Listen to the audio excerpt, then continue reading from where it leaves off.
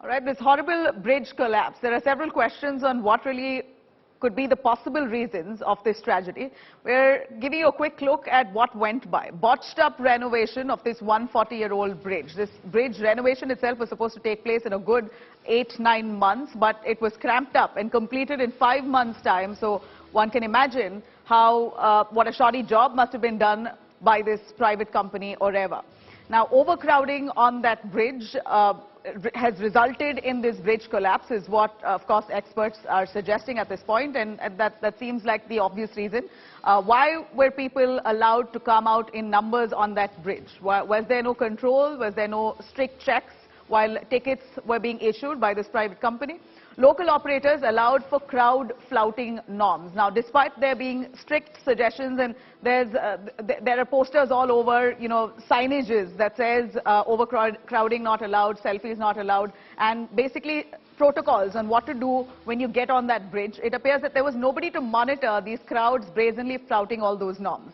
And then this bridge opened up without a proper fitness certificate. Now, this, of course, is also the responsibility of the municipal authority there and the government as well. But they're blaming the private agency of not taking a fitness certificate. But this is a massive bridge, a public property, a tourist spot. How is it possible that no agencies, including the civic agency there in Morbi, came by to check if everything were as per protocols? And as we see, the bridge was already in a precarious situation. It's a 19th century old bridge, 140 years old, and yet there wasn't enough done to ensure the safety of those people who were getting on that bridge. First of all, it appears that the renovation work itself was extremely shoddy. Now, who is to be blamed? As much as there's one shifting the blame on a private agency, there are several questions being asked on the Gujarat government's role as well. Poor upkeep and maintenance of this British-era bridge. Why was the government not, why didn't they take enough responsibility to ensure that this bridge was kept in place, if at all they plan to allow the public on it?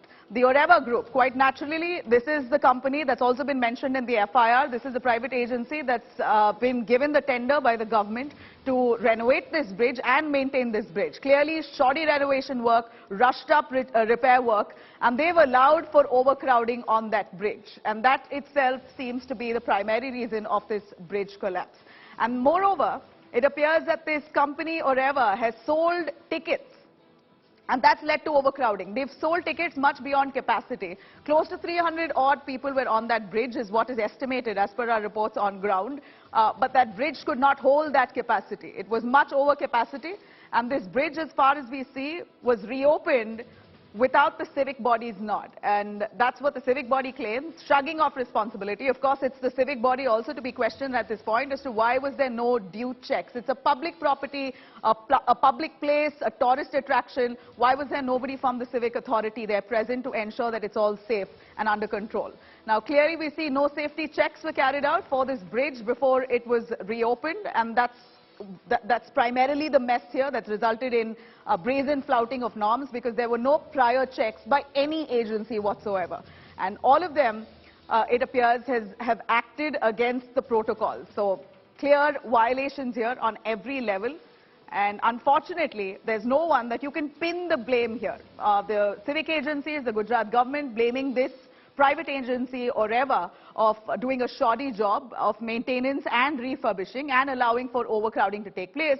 But the primary question, how did these civic agencies, how did Morbi civic agency in the first place allow people to get on that bridge, which is a public property, without due checks and a certification that was given to that company to allow for people to get on it?